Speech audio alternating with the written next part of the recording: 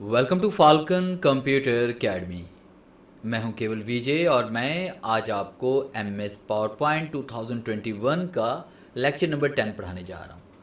आज हम बात करेंगे न्यू और एडवांस टैब के बारे में, कमांड्स के बारे में बात करेंगे, रिकॉर्ड टैब के बारे में बात करेंगे। इसके अंदर कुछ नई कमांड और एडवांस की कमांड ऐड कर दी गई हैं ताकि पावर पॉइंट को आप अच्छी तरह से यूज़ करके अपने काम को और भी बेहतर कर सकें। लेक्चर स्टार्ट करने से पहले हम हमेशा की तरह यही कहूँगा कि अगर आज की इस वीडियो से कुछ आप सीख पाएँ, कुछ आप न्यू लर्न कर पाएँ, तो इस वीडियो को लाइक और शेयर करना मत भूलिएगा। तो स्टार्ट करते हैं आज का लेक्चर।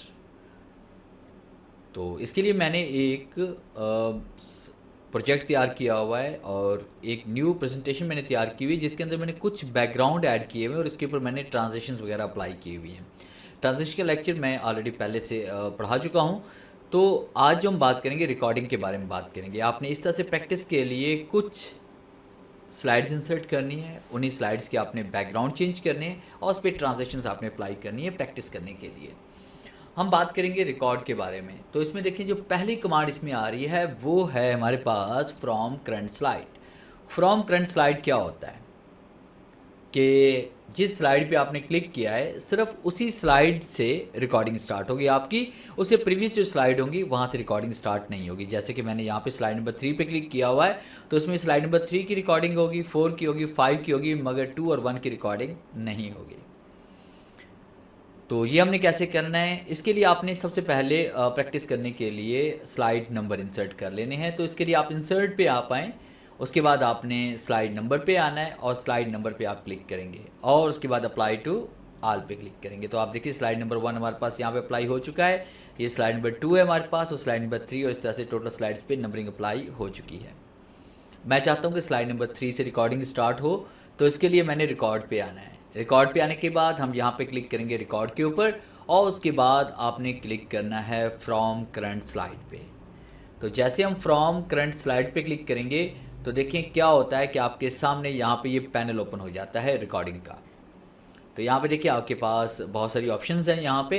तो हमने बात करनी है रिकॉर्डिंग के बारे में। तो रिकॉर्डिंग के लिए आपने क्या करना है, आपने रिकॉर्ड पे क्लिक करना है। तो शॉर्ट की इसकी आर है, आर प्रेस करके भी रिकॉर्डिंग आप शुरू कर सकते हैं।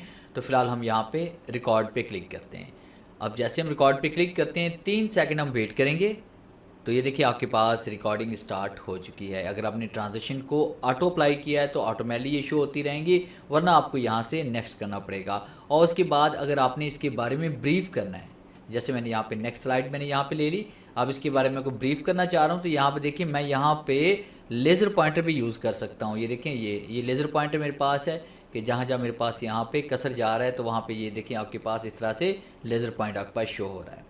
उसके बाद ये जो हमारे पास में आ रही है पेन हमारे पास है, आप यहाँ पे क्लिक करके किसी से को अगर आपने दायरा लगाना है, किसी को आपने अंडरलाइन करना है, किसी के बारे में आपने कुछ भी बताना है तो वो आप यहाँ पे इजीली कर सकते हैं। उसके बाद नेक्स्ट जो हमारे पास में है वो है हाइलाइटर। आप हाइलाइटर पे क्लिक करके किसी भी स्लाइड को यहाँ पे आप हाईलाइट भी कर सकते हैं, इस तरह से कलर वगैरह भी इस पर अप्लाई कर सकते हैं। और अगर आप इसको डिलीट करना चाहते हैं तो आपने यहाँ पे क्लिक करना है इसमें रेजर के ऊपर और आप यहाँ पे क्लिक करके लाइनों को आप डिलीट भी कर सकते हैं इस तरह से। तो यहाँ मैंने क्लिक किया नेक्स्ट स्लाइड के ऊपर, तो देखिए नेक्स्ट स्लाइड इसमें आ चुकी है। फिर हम नेक्स्ट स्लाइड पे क्लिक करते हैं तो ये देखिए ये हमारे पास यहाँ पे कंप्लीट हो चुका है। तो आप देखें कि यहाँ पे slide number 3, slide number 4, slide number 5 आपको नज़र आ रहा है। तो यहाँ पे देखेंगे आपको स्पीकर का साइन नज़र आ रहा है। तो यहाँ पे अगर हम क्लिक करते हैं तो इसकी वॉइस हम सुन सकते हैं। पास रिकॉर्डिंग स्टार्ट हो चुकी है। अगर आपने देखिए इस तरह से हम इसकी वॉइस सुन सकते हैं तमाम स्लाइड्स की। और अगर आप इसको प्ले करना चाहते हैं यहीं से तो आपने जिस स्लाइड से आपने रिकॉर्डिंग स्टार्ट की थी करंट स्लाइड से, वहीं पे आप क्लिक करेंगे। आपने रिकॉर्डिंग पे आना है, फ्रॉम करंट स्लाइड पे आप क्लिक करेंगे और उसके बाद आपने रीप्ले पे क्लिक करना है। और रिप्ले पे जैसे क्लिक करेंगे स्टार्ट द प्रीव्यू के ऊपर तो देखें आपके पास रिकॉर्डिंग स्टार्ट हो चुकी है। अगर आपने ट्रांजेक्शन को ऑटो अप्लाई किया है तो ऑटो, ये वही रिकॉर्डिंग है जो हमने की थी। तो आपने जितनी देर जो भी प्रेजेंटेशन आपने दी, जहाँ तक आपने ये इफ़ेक्ट्स अप्लाई किए, आपने पेन का यूज़ किया, लेज़र पॉइंटर का आपने यूज़ किया, वो सारे का सारा यहाँ पे रिकॉर्ड हो चुका है और आप इसको प्ले करके देख सकते हैं, वरना आपको यहाँ से नेक्स्ट करना पड़ेगा। और उसके बाद अगर आपने इसके बारे में ब्रीफ करना है, जैसे मैंने यहाँ पे नेक्स्ट स्लाइड मैंने यहाँ अब इसके बारे में को ब्रीफ करना चाह रहा हूँ तो यहाँ पे देखिए मैं यहाँ पे लेज़र पॉइंटर भी यूज़ कर सकता हूँ। ये देखें ये लेज़र तो देखिए यहाँ पे मैंने लेज़र पॉइंटर यहाँ पे रिकॉर्ड करवाया था, तो लेज़र पॉइंटर भी शो हो रहा है। इस तरह से बाकी सारी कमांड भी यहाँ पे शो हो जाती हैं। तो इस तरह से आप यहाँ पे रिकॉर्डिंग कर सकते हैं। मैं एस्केप का इस्तेमाल करके वापस आ रहा हूँ।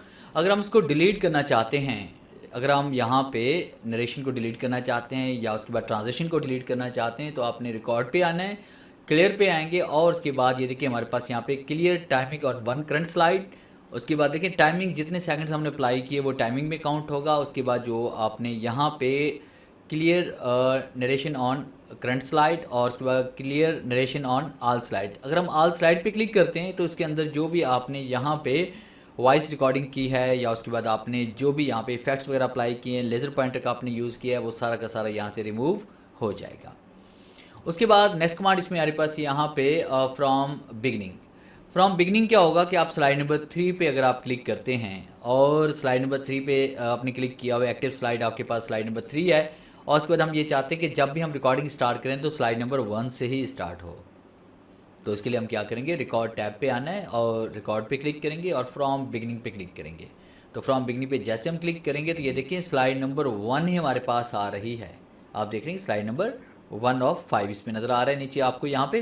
तो स्लाइड नंबर देखिए 1 इसमें आ रही है, 1 से रिकॉर्डिंग स्टार्ट होगी और बाकी कमांड वही की वही है जो हम करंट स्लाइड में पढ़ चुके हैं। यानी रिकॉर्डिंग भी कर सकते हैं, स्टॉप भी कर सकते हैं, रिप्ले भी कर सकते हैं, उसको क्लियर भी कर सकते हैं और बाकी कमांड भी हम यहाँ पे यूज़ कर सकते हैं।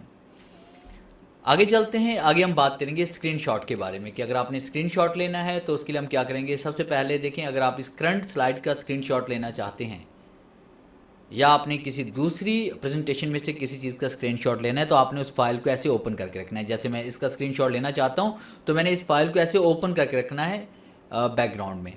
तो यहाँ पे फिर हमने उस स्लाइड पे क्लिक करना है जिस स्लाइड के अंदर दूसरी प्रेजेंटेशन का आप स्क्रीन कैप्चरिंग करना चाहते हैं। अपने स्क्रीनशॉट देखिए यहाँ पे जैसे हम क्लिक करते हैं तो ये जो विंडो आपने बैक साइड पे ओपन की होगी वो आपको यहाँ पे नज़र आ रही है। हम यहाँ पे डायरेक्ट क्लिक करेंगे तो वही स्क्रीनशॉट यहाँ पे ऐड हो जाएगा। और इसी तरह से अगर आपने इसी एक्टिव स्लाइड में से इसी स्लाइड में से आप इसको कैप्चर करना चाहते हैं तो इसके लिए आप इंसर्ट पे आप इसमें आएंगे, इंसर्ट पे भी आ सकते हैं, स्क्रीनशॉट यहाँ पर भी कमांड मौजूद है, मगर हम रिकॉर्ड पे आएंगे, स्क्रीन पे आएंगे और स्क्रीन क्लिपिंग पे हम क्लिक करेंगे और स्क्रीन क्लिपिंग पे क्लिक करके फ़ौरन से आपने इसको ओपन करना है दोबारा। जब ये डिम हो जाए तो आपने उस हिस्से को सिलेक्ट करना है जिसको आप कैप्चर करना चाहते हैं, यानी हम हिस्से को कैप्चर करना चाहते हैं। तो इतना हिस्सा कैप्चर होकर आपके पास यहाँ पे आ जाएगा। मैं इसको बढ़ा देता हूँ, ये देखिए इस तरह से। तो इस तरह से भी आप स्क्रीनशॉट ले सकते हैं। उसके बाद नेक्स्ट कमांड इसमें आ रही है स्क्रीन रिकॉर्डिंग। अगर आप पावर पॉइंट के अंदर पूरी स्क्रीन को आप रिकॉर्ड करना चाहते हैं, यानी कि आप किसी भी टैब को ओपन करते हैं, किसी भी कमांड को अप्लाई करते हैं या किसी भी स्लाइड के बारे में आप ब्रीफ कर रहे हैं, तो आप उसको अगर पूरी स्क्रीन को आप रिकॉर्ड करना चाहते हैं तो उसके लिए आपने इस कमांड का यूज़ करना है। तो आपने क्या करना है, स्क्रीन रिकॉर्डिंग पे हम आएंगे और स्क्रीन रिकॉर्डिंग पे क्लिक करने के बाद आपके सामने देखिए यहाँ पे ये डिम हो जाएगा, ठीक है, इस तरह से। और उसके बाद आपने वो एरिया सेलेक्ट करना है जिस एरिया को आप रिकॉर्ड करना चाहते हैं, ठीक है। जैसे हमारे पास देखिए यहाँ पे ये है और उसके बाद देखिए यहाँ से हम भी इसको भी हम कर सकते हैं कि किसी और प्रोग्राम को भी आप रिकॉर्ड साथ में कर सकते हैं पावर पॉइंट के अलावा भी। तो फिलहाल मैं पावर पॉइंट में रिकॉर्डिंग करना चाह रहा हूँ।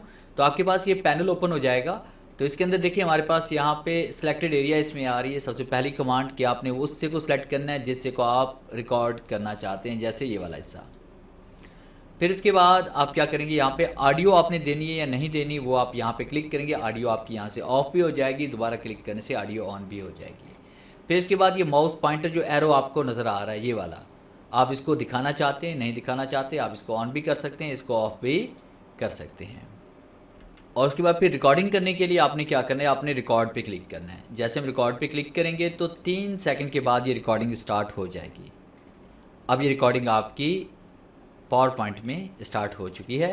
अब आप कहीं पर भी क्लिक करेंगे तो देखें साथ साथ में आपके पास ये रिकॉर्डिंग चल रही है। तो जो भी मैं काम कर रहा हूँ पावर पॉइंट के अंदर वो सारा काम यहाँ पे आपका रिकॉर्ड हो रहा है। जैसे मैं यहाँ पे कोई पिक्चर ऐड करना चाह रहा हूँ, मैंने यहाँ पे कोई शेप क्रिएट कर ली, तो ये सभी कुछ यहाँ पे रिकॉर्ड हो रहा है। रिकॉर्डिंग को स्टॉप करना चाहते हैं तो हमने क्या करना है, यहाँ पे ऊपर कर्सर को यहाँ पे ऊपर लेके जाएंगे टाइटल बार की तरफ। तो आप देखिए यहाँ पे आपके पास शो हो जाएगा। अगर आप यहाँ पे क्लिक करेंगे तो ये आपके पास टास्क बार में पिन हो जाएगी। तो हमने क्या किया, यहाँ पे रिकॉर्डिंग को स्टॉप करना चाहते हैं। तो जैसे मैंने स्टॉप पे क्लिक किया तो 39 सेकंड की ये रिकॉर्डिंग हो चुकी है और रिकॉर्डिंग होकर आपके पेज की स्क्रीन पर आ जाएगी जिस पे आपने क्लिक किया होगा। अब यहाँ पे जैसे हम प्ले करेंगे, देखिए मैं प्ले कर रहा हूँ और आप इसको सुन भी सकते हैं। अब ये रिकॉर्डिंग आपकी पावर पॉइंट में स्टार्ट हो चुकी है। तो आपने देखा कि जो भी मैंने स्क्रीन पे भी काम किया वो सारा का सारा यहाँ पे रिकॉर्ड होकर पेज पर आ चुका है। तो इस तरह से भी आप रिकॉर्डिंग कर सकते हैं। उसके बाद नेक्स्ट कमांड इसमें आ रही है, रिकॉर्डिंग पे हम आते हैं और उसके बाद वीडियो की तरफ हम आते हैं। वीडियो और ऑडियो ये वही कमांड्स हैं जो मैं इंसर्ट में ऑलरेडी पहले से पढ़ा चुका हूँ आपको। पावर पॉइंट के लेक्चर नंबर 3 या लेक्चर नंबर 4 के अंदर मैंने इसको कम्प्लीटली पढ़ाया है कि आपने वीडियो कैसे इंसर्ट करनी है, आपने ऑडियो कैसे इंसर्ट करनी है। तो ये मैंने कंप्लीट पढ़ाया हुआ है। बाकी इसका लिंक जो है वो मैं डिस्क्रिप्शन में ऐड भी कर दूंगा। उसके बाद नेक्स्ट कमांड इसमें आ रही है कि हम यहाँ पे रिकॉर्डिंग पे आते हैं। रिकॉर्डिंग पे क्लिक करने के बाद आप save as show. Save as show में क्या होता है कि यहाँ पे एक न्यू फॉर्मेट जो हमारे पास पावर पॉइंट में शो हो रही है, PPSX, यानी इसमें क्या होता है कि आपका सेव एज़ शो, यानी जिस तरह से आपने ये प्रेजेंटेशन बनाई है वैसी ये प्रेजेंटेशन आपके पास सेव हो जाएगी। मगर पावर पॉइंट में नहीं, ये अलग से जो है आपके पास ये ओपन होगी। आप इसको प्ले तो कर सकते हैं मगर इसके अंदर आप एडिटिंग नहीं कर सकते। यानी आपके पास ये फाइल प्ले तो हो जाएगी, प्रेजेंट तो हो जाएगी, मगर आप इसके अंदर एडिटिंग नहीं कर सकते। तो इसके लिए हम सेव एज़ शो पे हम क्लिक करते हैं और उसके बाद यहाँ से हम वो पाथ देंगे जिस पाथ पे हम इसको सेव करना चाहते हैं। डॉक्यूमेंट के अंदर हम करना चाहते हैं, यहाँ पे न्यू फोल्डर में बना लेता हूँ। मैं न्यू फोल्डर यहाँ बना लिया पावर पॉइंट का, और उसके बाद मैं इसको ओपन कर लेता हूँ। यहाँ पे डबल क्लिक किया मैंने और यहाँ पे इसको नाम दिया लेक्चर 10 और उसको मैंने सेव कर दिया। अब देखिए जब भी मैं इसको ओपन करूँगा, मैं फाइल पे आता हूँ, मैं ओपन पे क्लिक करता हूँ और ब्राउज पे चला जाता हूँ और देखिए हमारे पास ये फाइल नज़र आ रही है आपको, लेक्चर नंबर 10 PPSX।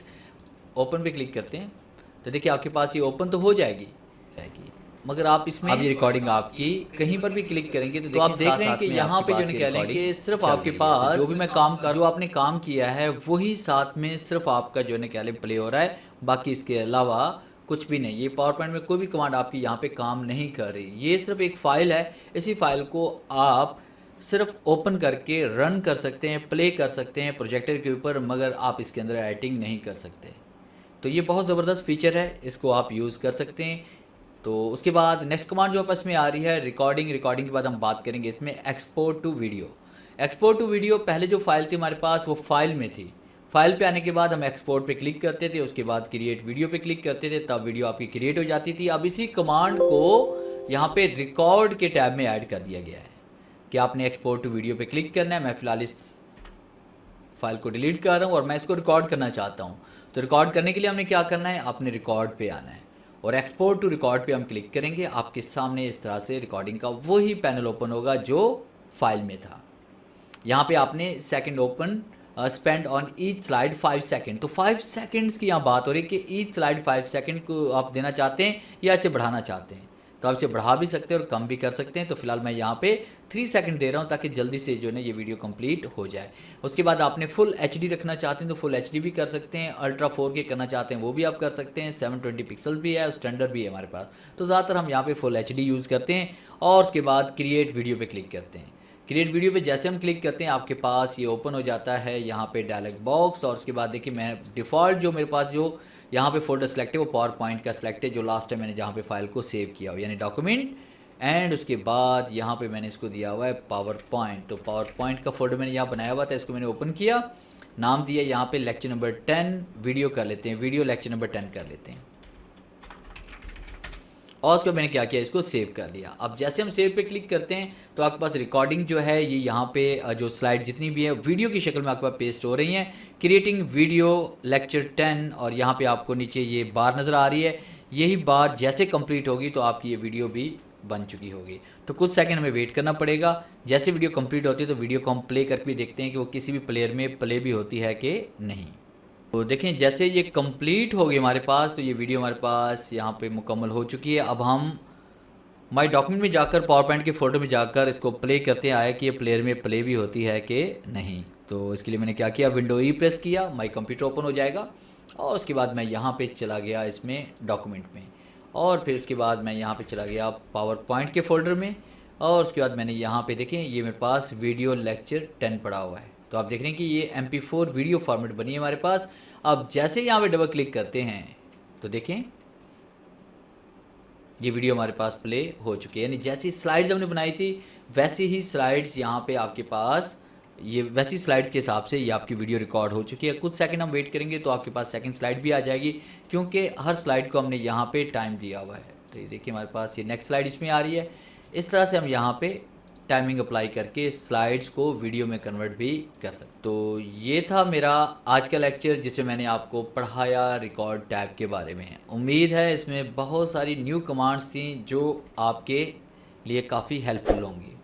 वीडियो अच्छी लगी है तो इसे लाइक कीजिए और अपने दोस्तों के साथ शेयर कीजिए। मिलते हैं हम नेक्स्ट लेक्चर में, तब तक के लिए गुड बाय।